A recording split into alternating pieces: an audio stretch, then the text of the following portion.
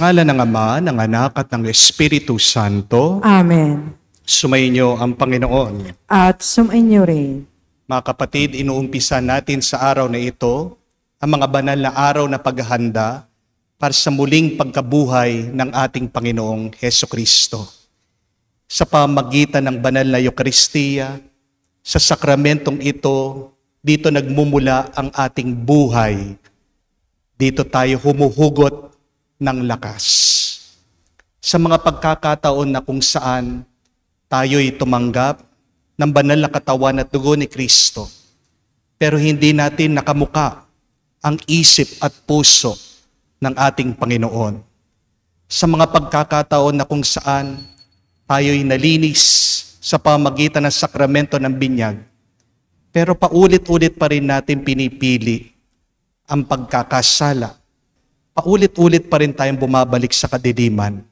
Pagsisihan natin ang mga pagkakataong ito para tayo ay makitang karapat-dapat makatanggap sa mga banal na misteryo. Inaamin ko Sa makapangyarihang Diyos at sa inyo mga kapatid, na lubha akong nagkasala sa isip, sa salita, sa gawa at sa aking pagkukulang. Kaya isinasamo ko sa mahal na Birheng Maria, sa lahat ng mga anghel at mga banal, at sa inyo mga kapatid, na ako'y ipanalangin sa Panginoong ating Diyos. kaawaan tayo na makapangyarihang Diyos, patawarin tayo sa ating mga kasalanan, patnubayan tayo sa buhay na walang hanggan. Amen.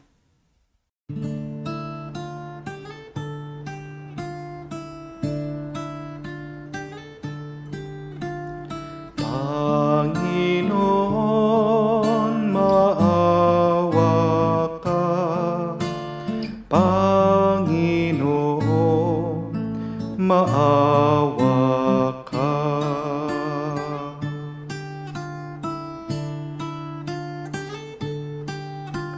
Kristo, maawa ka.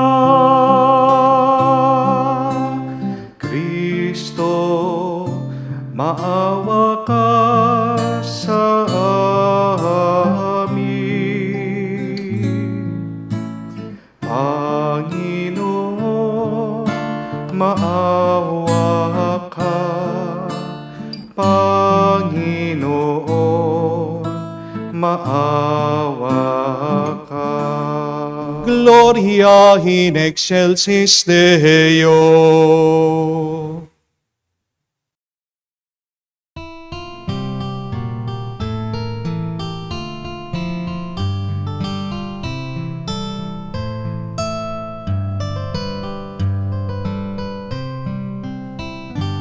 Luwalhati sa Diyos sa kaitaasan,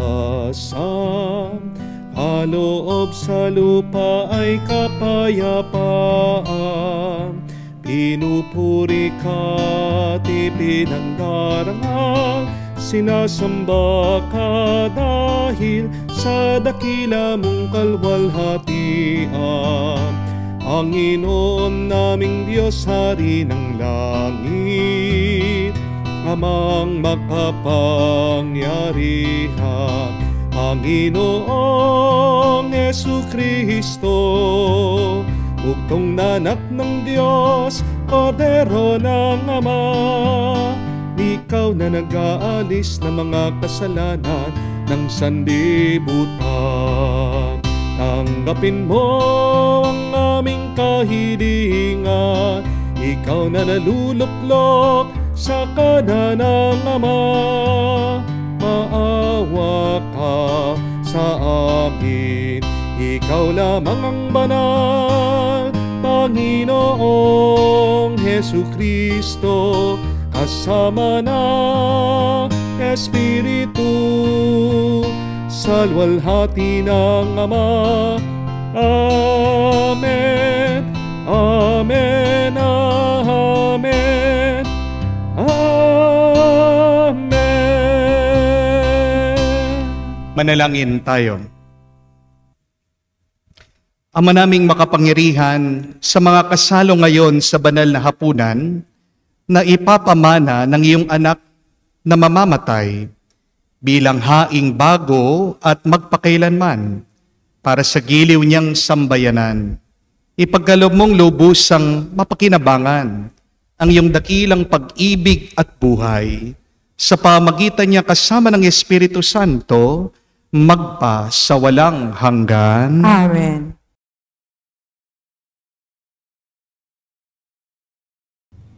Pagbasa mula sa aklat ng Exodo. Noong mga araw na iyon, sinabi ng Panginoon kina Moises at Aaron, mula ngayon, ang buwang ito ang magiging unang buwan ng taon para sa inyo. At sabihin ninyo sa buong pamayanan ng Israel na 10 araw ng buwang ito, bawat puno ng sambahayan ay pipili ng isang kordero o biserong kambing para sa kanyang pamilya. Kung maliit ang pamilya at hindi makauubos ng 1 buong kordero, magsasalo sila ng kalapit na pamilya na hindi rin makakaubos ng 1 buo. Ang dami ng magsasalo-salo sa 1 kordero ay ibabatay sa dami ng makakain ng bawat isa. Kailangang kordero ay lalaki, 1 taong gulang, walang pinsala o kapintasan.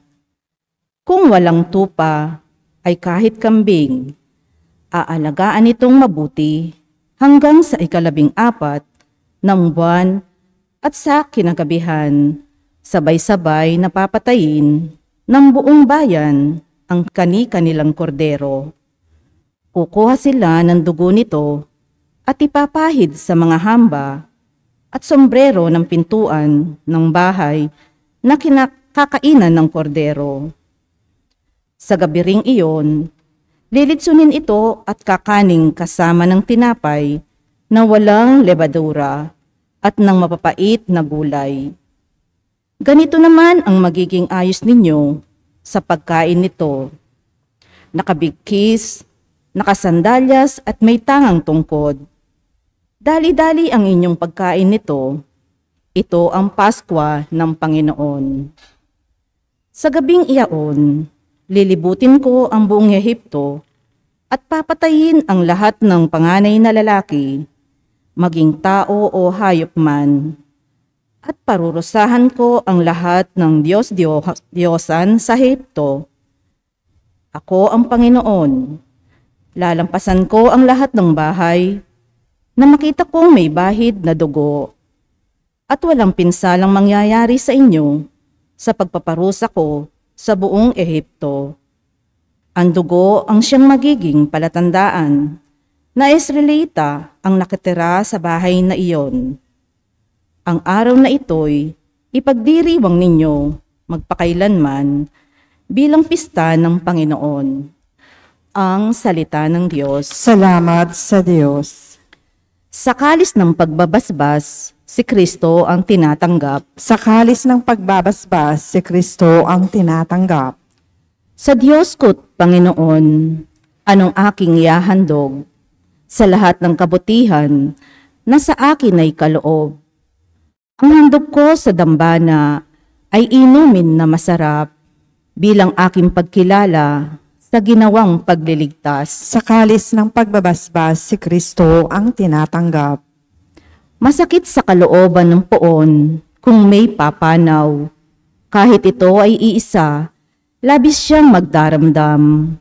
Katulad ng aking ina, maglilingkod akong lubos, yamang ako'y iniligtas, kinalinga at tinubos. Sa kalis ng pagbabasbas, si Kristo ang tinatanggap. Ako ngayoy maghahandog ng haing pasasalamat. Ang handog kong panalangin sa iyo ko ilalagak. Sa templo sa Jerusalem ay doon ko ibibigay ang anumang pangako kong sa iyo ay binitawan. Sa kalis ng pagbabasbas, si Kristo ang tinatanggap.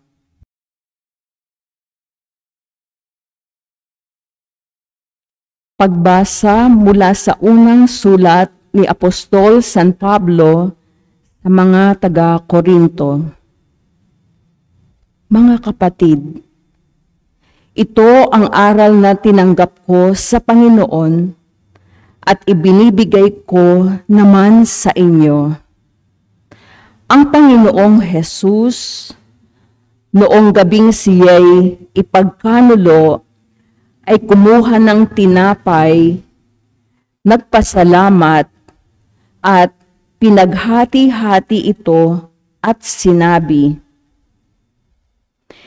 "Ito ang aking katawan na inihahandog ko sa inyo. Gawin ninyo ito sa pag-alala sa akin." Gayon din naman, matapos maghapunan ay hinawakan niya ang kalis at sinabi, "Ang kalis na ito, ang bagong tipan na pinagtitibay ng aking dugo. Tuwing iinumin ninyo ito, gawin ninyo sa pag-alala sa akin, sapagkat tuwing kakain kayo ng tinapay na ito at iinom sa kalis na ito, ay ipinahahayag ninyo ang kamatayan ng Panginoon hanggang sa muling pagparito niya." Ang salita ng Diyos. Salamat sa Diyos.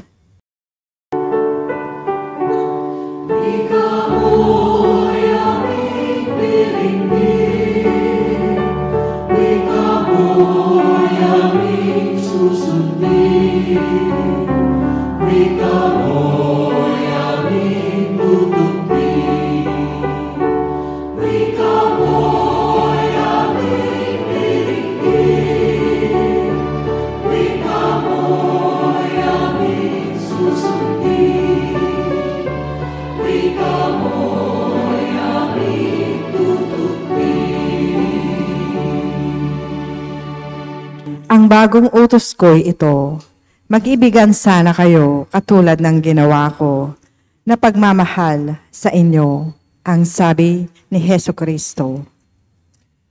Sumainyo ang Panginoon. At sumainyo rin, Ang mabuting balita ng Panginoon ayon kay San Juan. papuri sa iyo, Panginoon.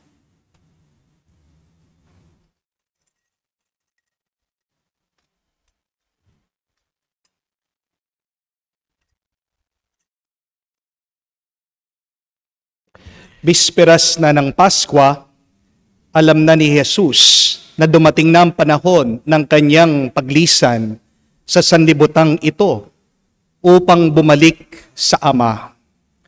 Mahal niya ang kanyang mga tagasunod na nasa sanlibutan at ngayoy ipakikita niya kung hanggang saan ang kanyang pag-ibig sa kanila. Naghahapunan si Jesus at ang mga alagad. Naisilid na ng dyablo sa isip ni Judas, anak ni Simon Iscariote, na pagkakanlulo kay Jesus. Alam ni Jesus na binigay na sa kanya ng Ama ang buong kapangyarihan. Alam din niyang siya'y mula sa Diyos at babalik sa Diyos. Kaya't nang sila'y naghahapunan, tumindig si Jesus, naghubad ng kanyang panlabas na kasuotan at nagbigkis ng tuwalya.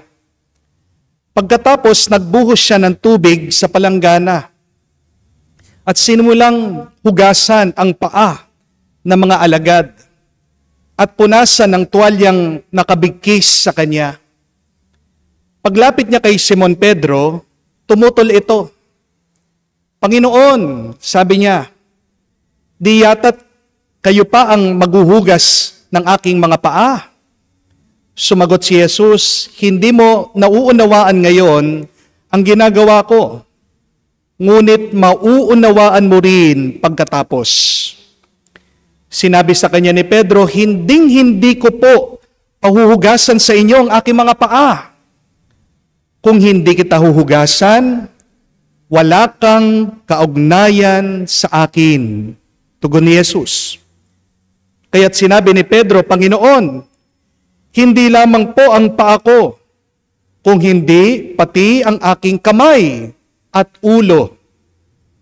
Ani Jesus, maliban sa kanyang mga paa, hindi na kailangan hugasan pa ang naligo na, sapagkat malinis na ang kanyang buong katawan. At malinis na kayo, ngunit hindi lahat. Sapagkat alam ni Jesus kung sino ang magkakanulo sa kanya, kaya sinabi niyang malinis na sila, ngunit hindi lahat. Nang mahugasan ni Jesus ang kanilang mga paa, siya'y nagsuot ng damit at nagbalik sa hapag. Naunawaan ba ninyo kung ano ang ginawa ko sa inyo? Tanong niya sa kanila. Tinatawag niyo akong guro at Panginoon.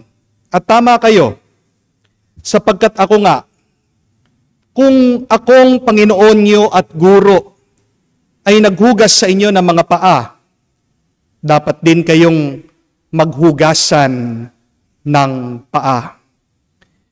Binibigyan ko kayo ng halimbawa at ito'y dapat ninyong tularan.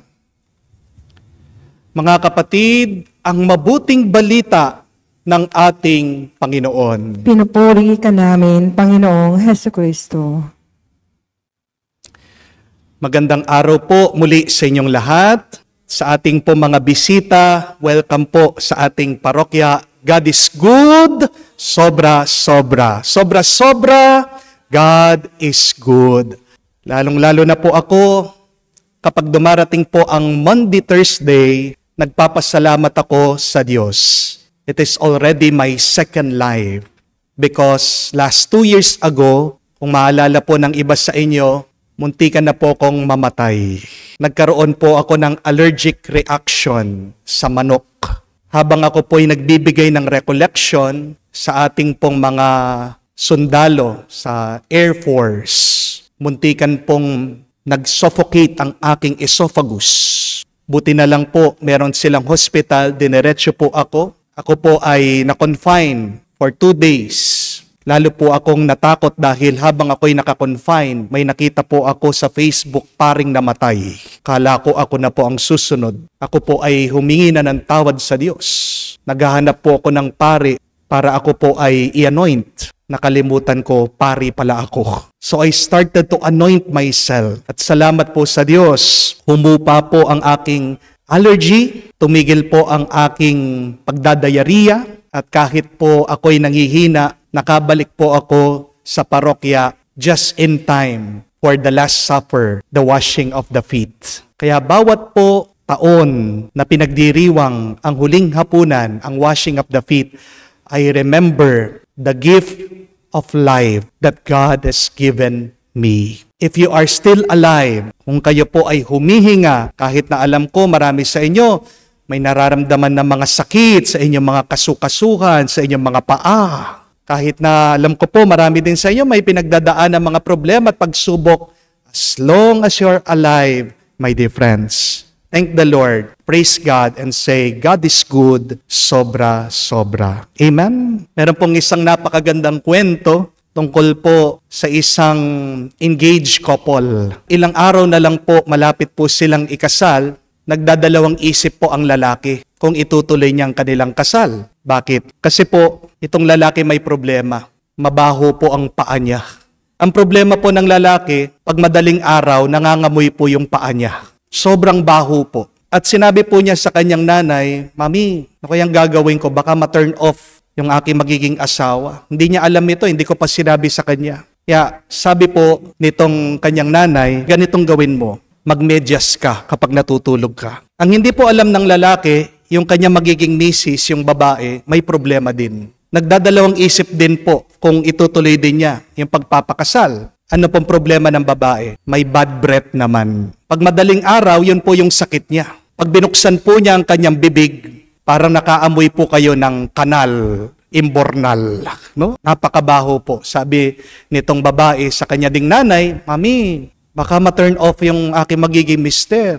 Pag madaling araw na, ang baho ng aking hininga. Anong gagawin ko? Sabi po ng kanyang nanay, bawat umaga, ang unang-unang gawin mo, pagkagising mo, tumakbo ka mabilis. doon sa CR, magsupilyo ka, mag-mouthwash ka, huwag kang magsasalita, sabi po ng kanyang ina. So, tinuloy po nila ang kasal at yung first night po nila, ginawa ng bawat isa yung payo ng kanilang mga nanay. Itong lalaki nagmedyas, ito pong babae, basta't gabi na hanggang kinabukasan, hindi nagsasalita. And it went on very smoothly. Wala pong problema for 3 months. Kaya lang, nung isang araw, madaling araw, ano nangyari? Hindi po napansin ng lalaki na alis yung kanyang medyas.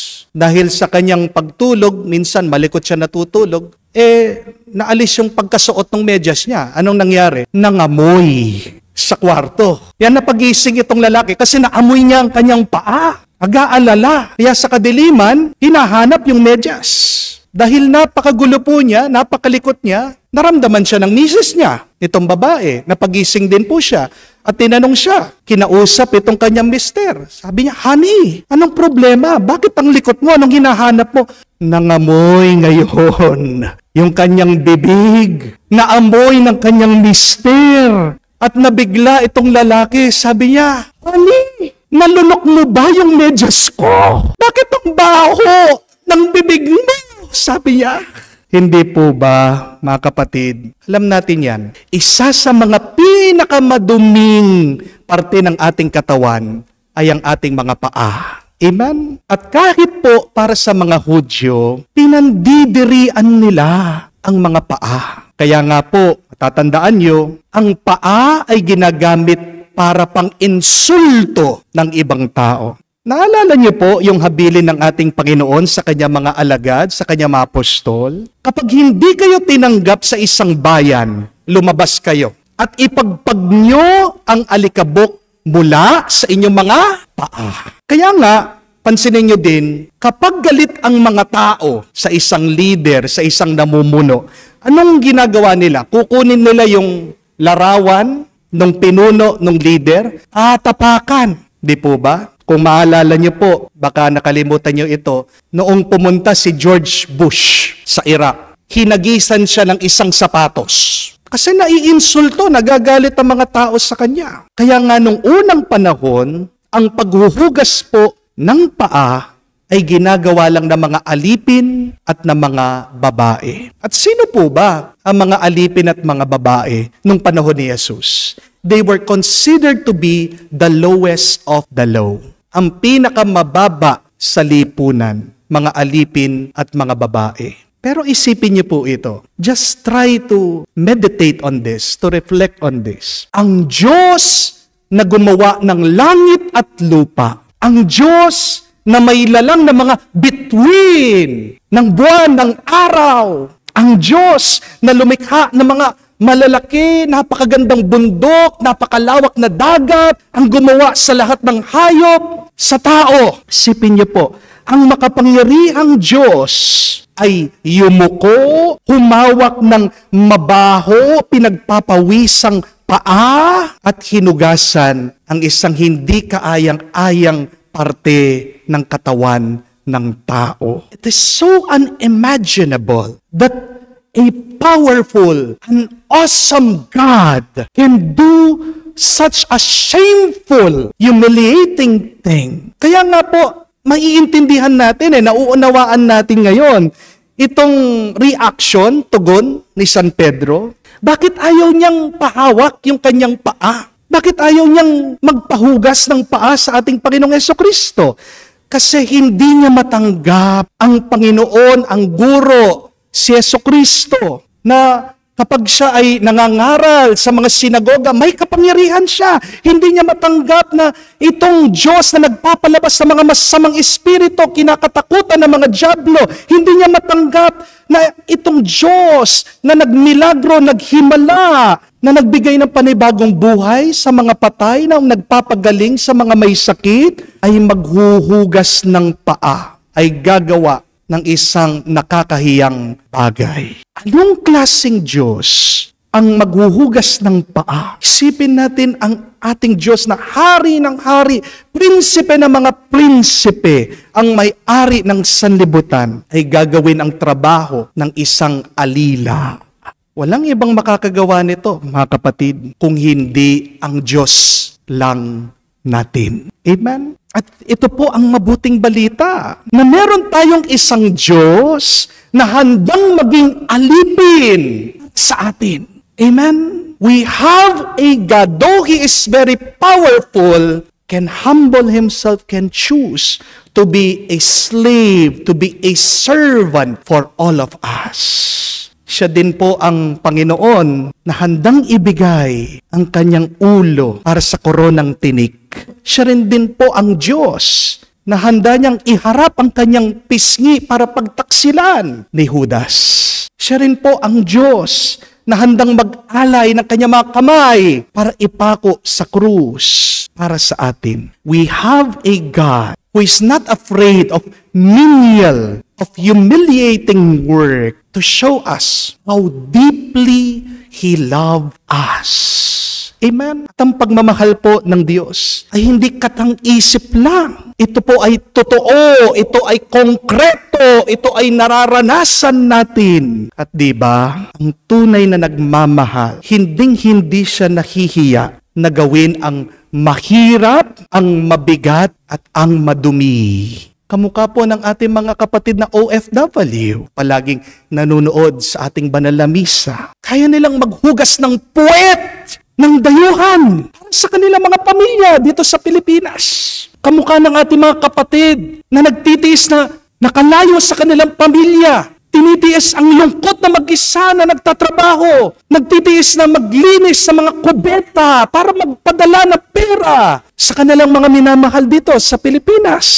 Kamukha din po ng mga iba sa inyo na pagod na araw-araw, nakikipagsapalaran sa daan, na nauusukan, tinitiis din minsan ang pamamahiya ng kanilang mga boss para lang magkaroon ng isang magandang buhay ang kanilang mga minamahal. Kamukha din po yan ng mga nanay na nagtitiis, nalunukin ang kanilang pride, patawarin ang kanilang mga mister kahit na sila'y nasaktan. Nagtitiis, nagpapasensya, hindi sinasagot kapag sila ay nilalabanan, sinisigawan ng kanilang mga anak. Ang tunay na pagmamahal ay handang magpakababa at mapahiya para sa kanyang pag-ibig at pagmamahal sa iba. Kaya nga po, kapatid, huwag ka mahiya.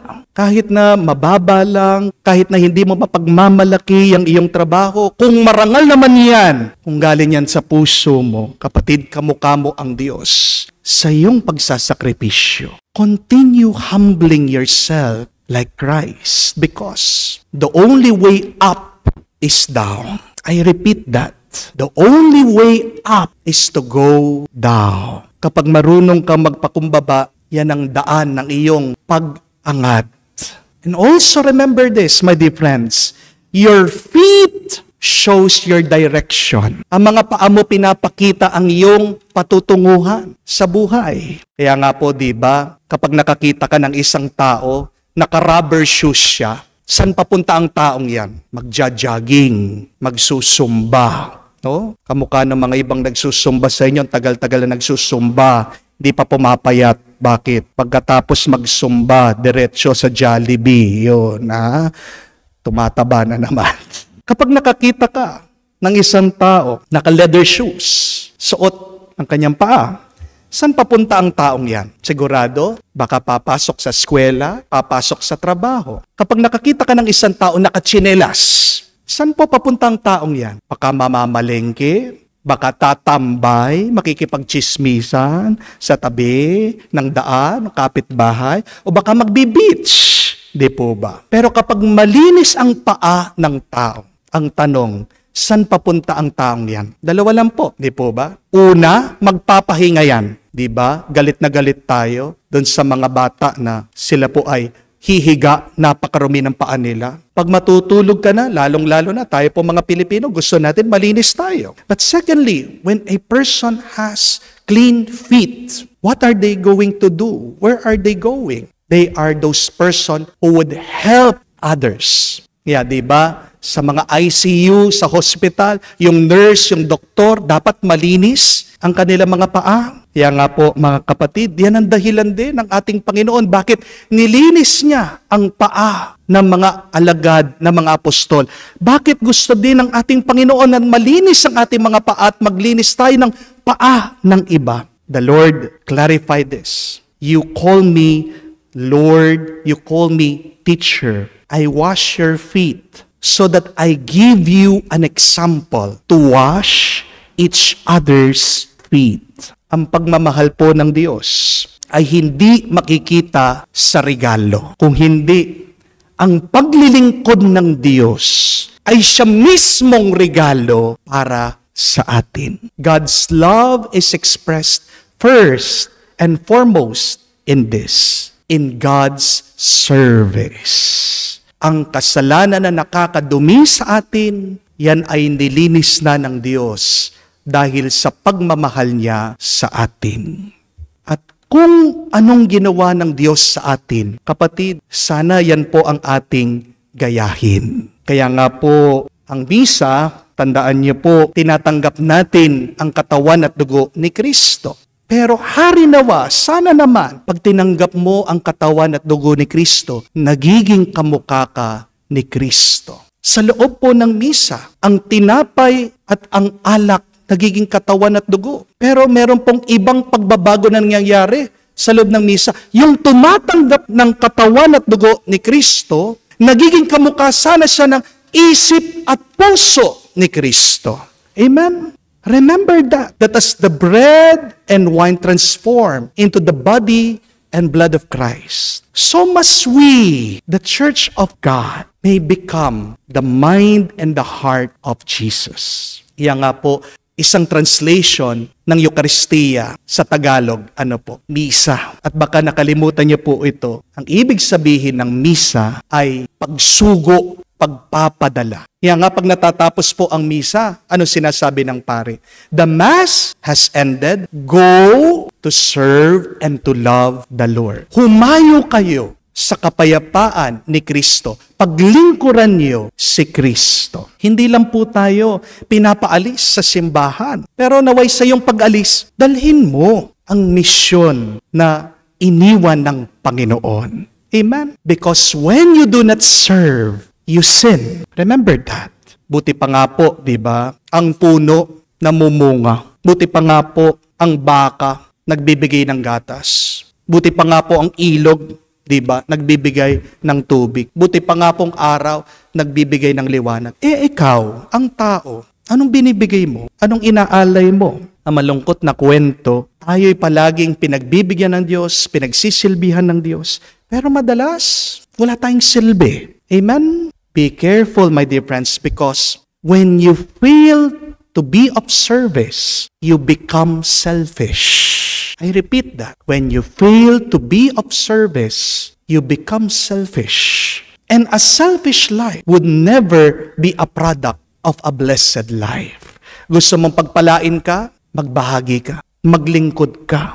As I have said this many times, when you make other people happy, you also become happy. Gusto mo maging masaya? Magpasaya ka muna sa iba. Amen? Sabihan mo yang iyong katabi, smile.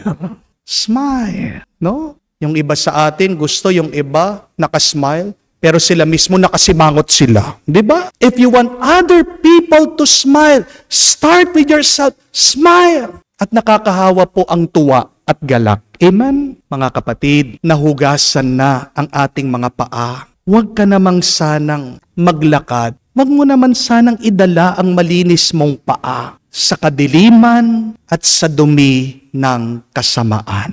Amen? Ihakbang mo ang mga paa mo malapit sa Diyos. Ang ating liwanag, ang ating buhay at buhay magpa sa walang hanggan. Amen? Sino po ang Diyos na naghugas ng mga mababahong paa? Siya ang Diyos na kailangan natin. Siya po ang Diyos na nagmahal at nagmamahal sa atin. Siya din po ang Diyos na nagririgalo sa atin ng kanyang sarili dahil ganyan tayo kamahal ng Diyos. Kaya muli, purihin natin at pasalamatan ng Diyos ngayon at magpakailanman. Amen. Palakpakan po natin ang Panginoon.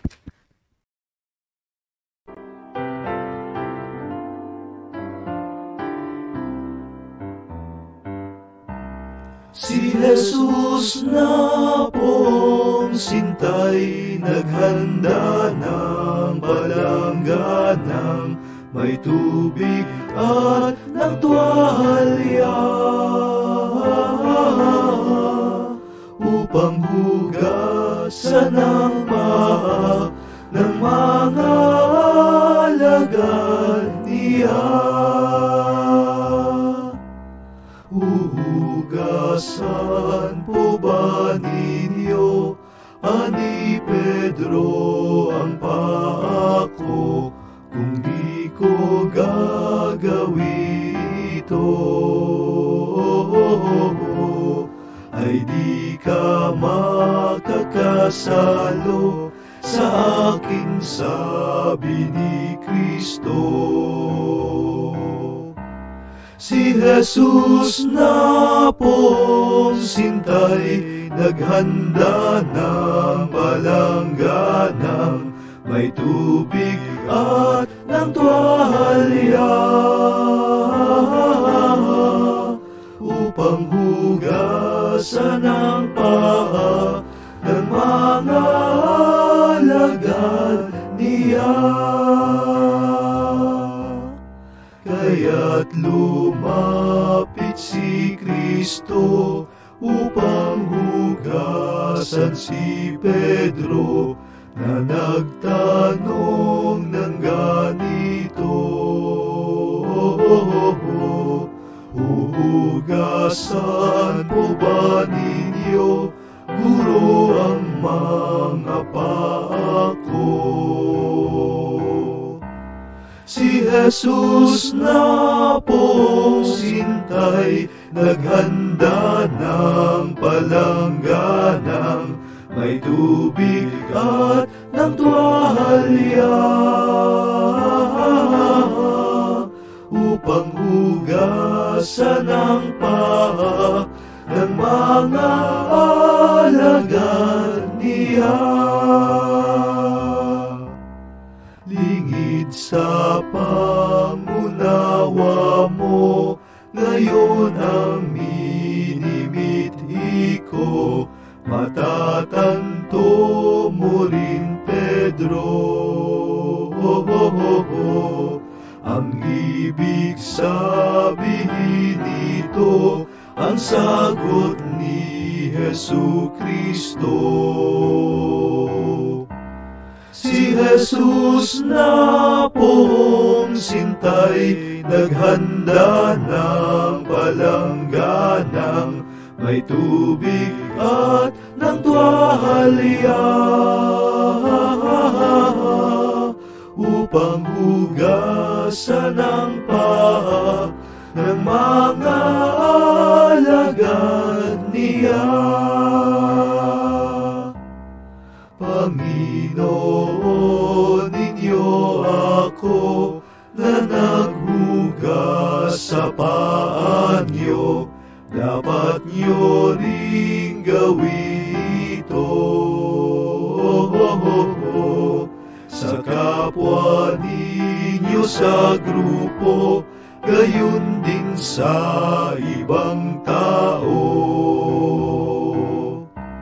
Si Jesus na pong sintay, naghanda ng palangganang may tubig at ng tuwalya upang hugasan ang paa ng mga alagad niya. Kapag umiral sa inyo ang dakilang pag-ibig ko, makikilala ng tao na alagad ko nga kayo, ang sabi ni Jesucristo. Si Jesus na pong sintay, naghanda ng palangganang may tubig at ng tuwalya upang hugasan ang paa ng mga alagad niya.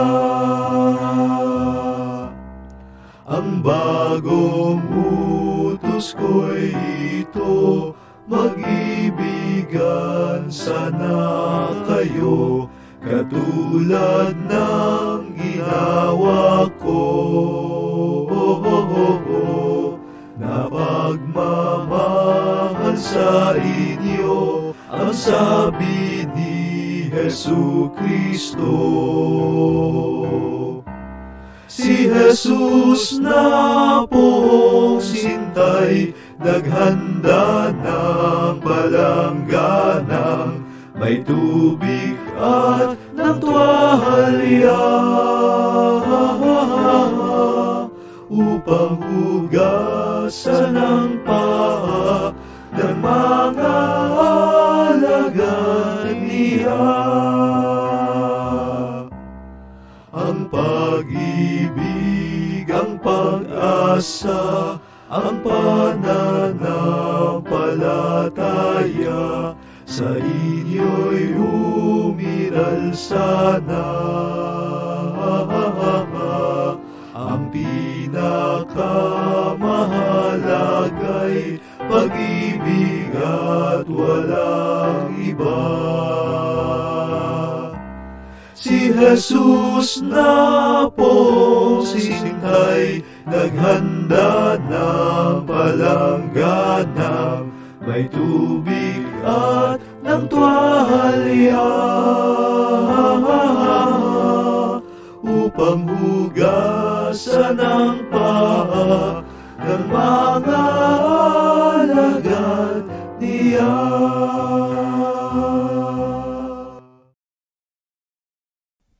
Sumasampalataya ako Sa Diyos, amang makapangyarihan sa lahat, na may gawa ng langit at lupa. Sumasampalataya ako kay Hesukristo, iisang anak ng Diyos, Panginoon nating lahat. Nagkatawang tao siya, lalang ng Espiritu Santo, ipinanganak ni Santa Mariang Birhen, pinagpakasakit ni Poncio Pilato, ipinako sa krus, namatay, inilibing, nanaawag sa kinaroroonan ng mga yumao, nang may ikatlong araw na buhay na maguli, umakyat sa langit, naluklok sa kanan ng Diyos, amang makapangyarihan sa lahat.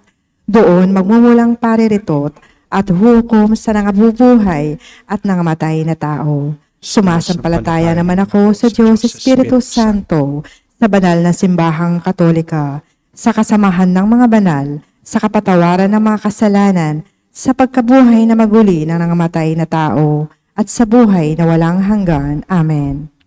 sa huling hapunan, pinagkaloob sa atin ng Panginoong Hesus ang hindi malilimot na halimbawa ng kababaang loob at malasakit sa lahat na nananampalataya sa pagtatatag ng sakramento ng pagkapari at ng Eukaristiya.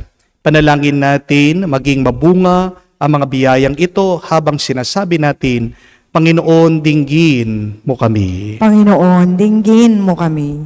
Para sa buong simbahan, ang pamayanan ng mga disipulo ni Kristo, mangibabaw nawa sa Kanya ang pagmamahalan, pakumbabang paglilingkod at bukas palad na pagbibigay. Manalangin tayo. Panginoon, dinggin mo kami. Para sa Santo Papa Francisco at ibang mga pinuno ng simbahan, tularan nawa nila ang kababaang loob ni Jesus sa pagtupad sa kanilang tungkulin sa sambayanan ng mga sumasampalataya. Manalangin tayo. Panginoon, dinggin mo kami. Para sa lahat ng paring kumuginita sa kanilang paglilingkod, bilang pari sa lahat sa araw na ito, ang kanila nawang buong buhay ay maging isang paglilingkod na puspos ng kababaang loob at pagmamahal sa sambayanan tulad ng kay Kristo. Manalangin tayo. Panginoon, dinggin mo kami. Sa katahimikan po ng ating puso, banggitin din natin sa Diyos ang ating mga personal na pangangailangan.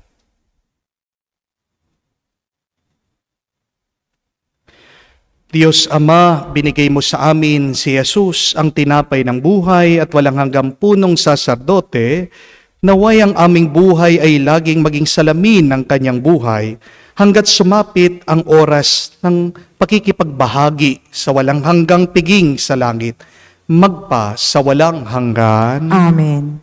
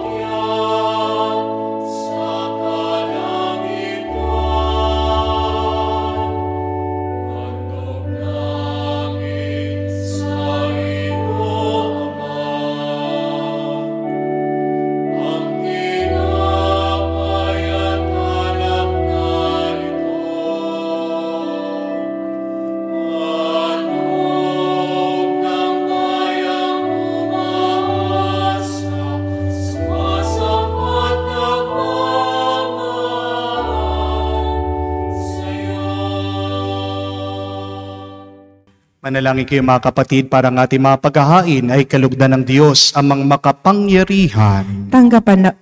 Tanggapin nawa ng Panginoon itong paghahain sa iyong mga kamay, sa kapalahan niya at karangalan, at sa ating kapakinabangan at sa buong sambayanan niyang banal.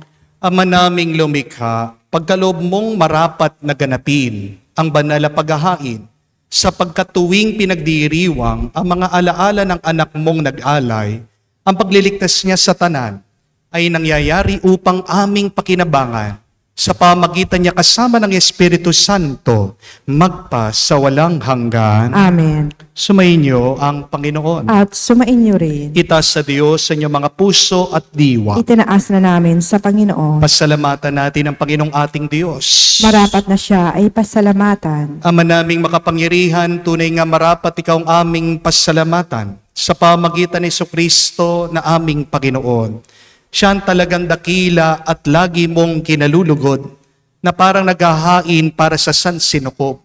Nitong pag-aalay na tangi mong binukod, ang pagdiriwang sa huling hapunan ay paghahain din niya para sa tanan, upang alalahanin namin at pagsaluhan. Ang laman niya'y inihain upang lahat ay buhayin. Ang dugo niya'y dumanak, ng lahat ay mapatawad. Kaya kaisa na mga anghel nagsisiawit ng papuri sa iyo nang walang humpay sa kalangitan. Kami nagbubunyi sa iyong kadakilaan.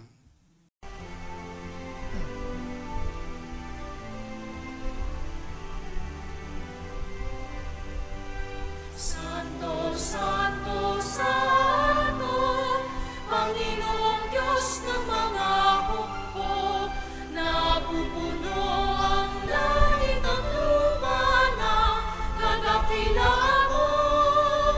Hosana, Hosana, sa kaitaasan, pinagpala ang naparirito sa ngalan ng Panginoon.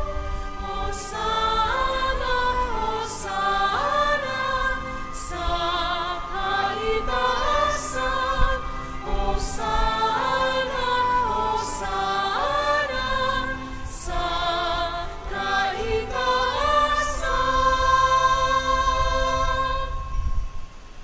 Ama naming banal, dapat kang purihin ng tanang kinapal, sapagkat sa pamagitan ng iyong anak, na aming Panginoong Jesucristo at sa kapangyarihan ng Banal na Espiritu ay lahat ay binibigyan mo ng buhay at kabanalan. Walang sawa mong tinitipon ang iyong sambayanan upang mula sa pagsikat hanggang sa paglubog ng araw, may handog ang malinis na alay para sambahin ang iyong ngalan. Ama, sinasamo namin, pakabanalin mo sa kapangyarihan ng Banal na Espiritu ang mga kaloob na ito na aming inilalaan sa iyo. Ito naway maging katawan at dugo ng iyong anak aming Panginoong Jesucristo na nag-utos ipagdiwang ang misteryong ito. Nung gabi pinagkanulo siya. Hinawakan niyang tinapay, pinasalamatan kanya. Pinaghati-hati niya yon, inabot sa kanya malagad at sinabi, tanggapin ninyong lahat ito at kanin. Ito ang aking katawan na ihahandog para sa inyo.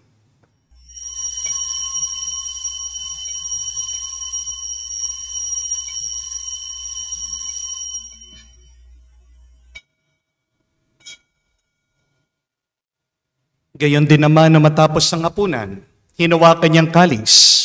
Muli kanyang pinasalamatan.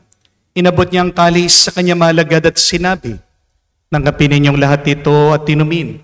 Itong kalis ng aking dugo, ng bago at walang hanggang tipan.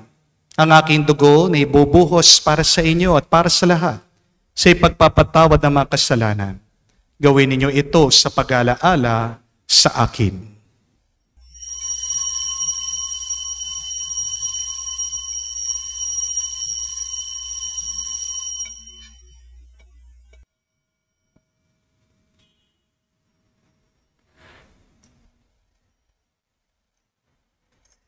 Ang misteryo ng pananampalataya. Aming ipinahayag na namatay ang iyong anak, nabuhay bilang Mesiyas at magbabalik sa wakas para mahayag sa lahat. Ama, ginugunita namin ang pagkamatay ng iyong anak na sa amin nagligtas, gayon din ang kanyang muling pagkabuhay at pag-akyat sa kalangitan. Samantalang ang kanyang pagbabalik ay pinapanabikan kanyang bilang pasasalamat, ngayon aming iniaalay sa iyo ang buhay at banal na paghahaing ito. Tungayan mo ang handog na ito ng iyong simbahan, masdan mong iyong anak na nag-alay ng kanyang buhay, upang kami ay ipagkasundo sa iyo. Loobin mo kami magsalo-salo sa kanyang katawan at dugo ay mapuspos ng Espiritu Santo at maging isang katawan at isang diwa kay Kristo. Kami naway gawin niyang handog na habang panahon nakatalaga sa iyo. Tulungan nawa niya kami magkamit ng iyong pamana, kaisa ng Ina ng Diyos, ang mahal na Birhen Maria, kaisa ng mga apostol, mga martir, kaisa na lahat ng mga banal na inaasahang laging nakikiusap para sa aming kapakanan. Ama, ang handog na ito ng aming pakikipagkasundo sa iyo ay magbunga nawa ng kapayapaan at kaligtasan para sa buong daigdig. Patatagin mo ang pananampalataya at pag-ibig ang iyong simbahang naglalakbay sa lupa, kasama ng iyong lingkod, si Papa Francesco, si Florentino aming obispo, ng tanang mga obispo at buong kaparian, at ng iyong piniling sambayanan. Dinggin mo ang mga kahilingan ng iyong angkan, na ngayon tinipon mo sa iyong harapan. Ama, maawain, kupkupin mo at pag-isahin ang lahat ng iyong mga anak sa bawat panig at sulok ng daigdig. Kaawaan mo't patuloyin sa iyong kaharian ang aming mga kapatid na yumao at lahat ng mga lumisan sa mundong ito na nagtataglay ng pag-ibig sa iyo. Kami ay umaasang makarating sa iyong piling at sama-samang magtatamasa ng iyong kaningningang walang maliw, sapagkat aming masisilayan ang iyong kagandahan sa pamagitan ng Panginoong Hesukristo na siyang pinagdaraanan ng bawat kaloob mo sa aming kabutihan. Sa pamamagitan ni Kristo, kasama niya at sa Kanya, ang lahat ng parangal at papuri ay sa iyo, Diyos Ama, makapangyarihan, kasama na Espiritu Santo, magpasawalang hanggan. Amen. Amen.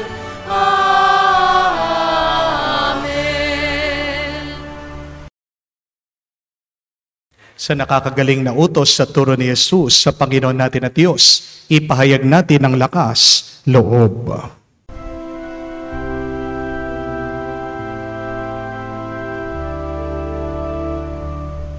Ama namin, sumasalangit ka, sambahin ang ngalan mo, mapasa amin ang kaharian mo, sundin ang loob mo dito sa lupa, para lang sa langit. Bigyan mo kami ngayon ng aming kakanin sa araw-araw, at patawarin mo kami sa aming mga sala, para ng pagpapatawad namin sa nagkakasala sa amin.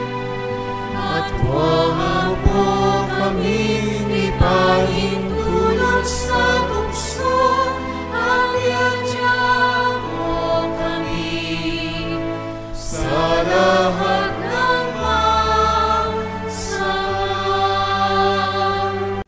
Hinihiling namin kami, Adya, sa lahat ng masama, pagkalooban ng kapayapaan araw-araw, iligtas sa kasalanan, ilayo sa lahat ng kapahamakan, samantalang aming pinanabikan ang dakilang araw ng pagpapahayag ng tagapagligtas naming si Hesukristo. Sapagkat iyo ang kaharian at ang kapangyarihan at ang kapurihan magpakailanman. Amen. Panginoong Hesukristo, sinabi mo sa mga apostol, kapayapaan ang iniiwan ko sa inyo, ang aking kapayapaan binibigay ko sa inyo. Tunghayan mo ang aming pananampalataya at huwag ang aming pagkakasala. Pagkalooban mo kami ng kapayapaan at pagkakaisa ayon sa iyong kalooban, kasama ng Espiritu Santo, magpa sa walang hanggan. Amen. Kapayapaan ng Panginoon ay laging sumainyo. At sumainyo rin. Magbigayan po tayo ng kapayapaan sa bawat isa. Please with you po, kapayapaan po sa inyong lahat.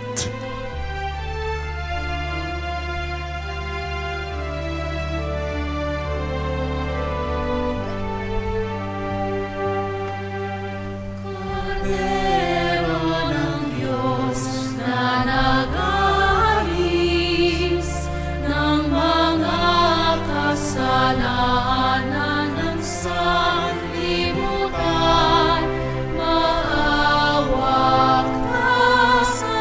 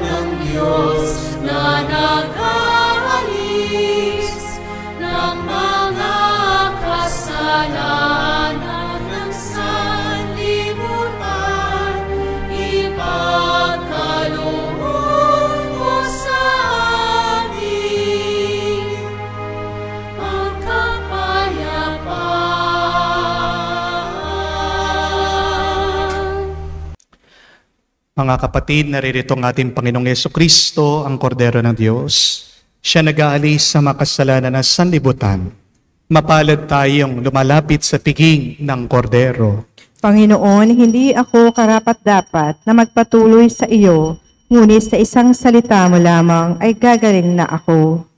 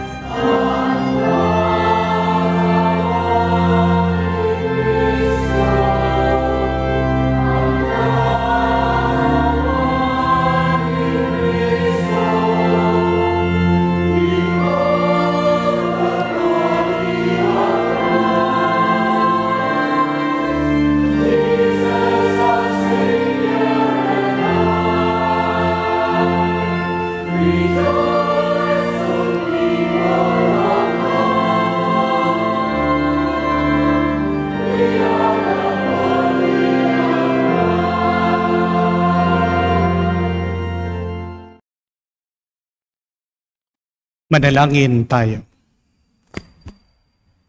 Ama naming mapagmahal, pinagkaloob mo sa aming pakikinabang sa pinagdiwang ditong hapunan ng anak mong mahal, na may pagindapating makasalo kailanman sa piging ng iyong piling sa kalangitan.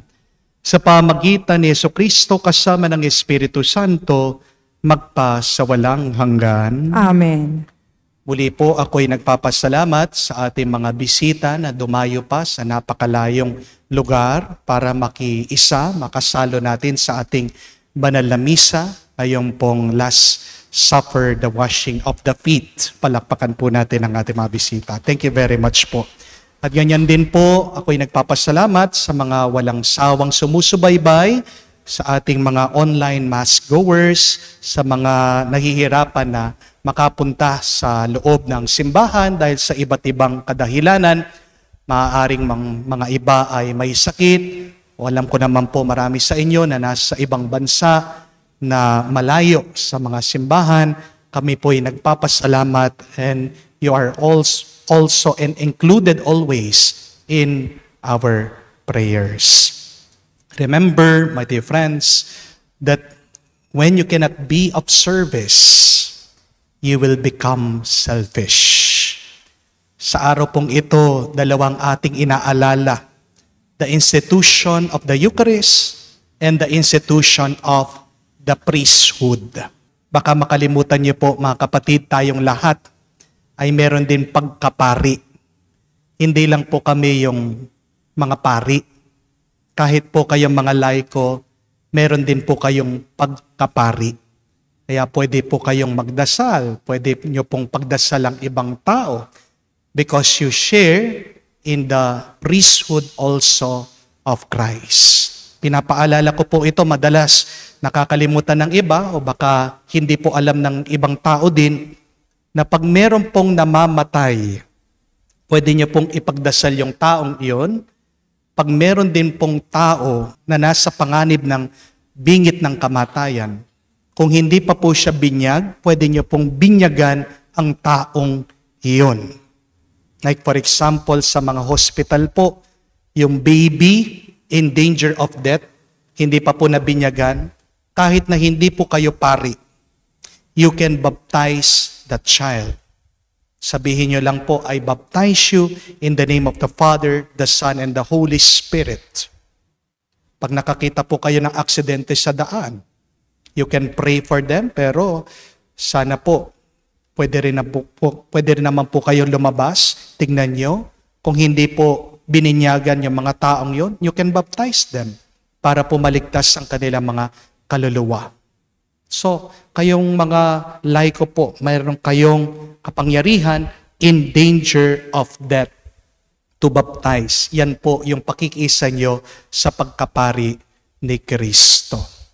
Kaya sana po ngayong paparating na 3 araw ng ating pong paghahanda sa muling pagkabuhay ng ating Panginoong Hesukristo, mas igian pa po natin ang ating pagdarasal, naway ipakita natin ang ating pagbabalik loob sa Diyos sa pamamagitan ng paglilingkod, pagbabahagi ng ating sarili, lalong-lalo na sa mga kapatid nating dukha at nahihirapan. Ngayon po, gagampanan na natin, gagawin natin ang prosesyon ng Santissimo. Ililipat po natin dito sa ating altar of repose. Inaanyayahan ko po kayo na lumuhod.